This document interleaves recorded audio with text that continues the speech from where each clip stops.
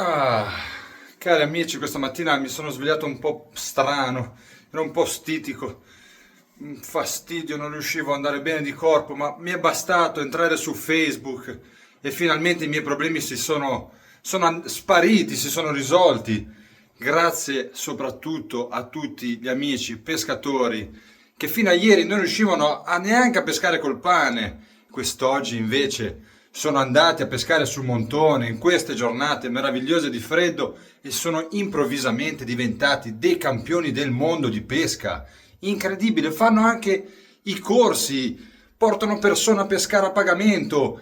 Queste stesse persone che fino a ieri dicevano di tutto a chi calava le reti e prendeva i pesci, miseria ladra a voi che buttate le reti sotto costa, e adesso siete voi ad andare a pescare sui montoni mentre le orate si riproducono. Fate veramente cagare.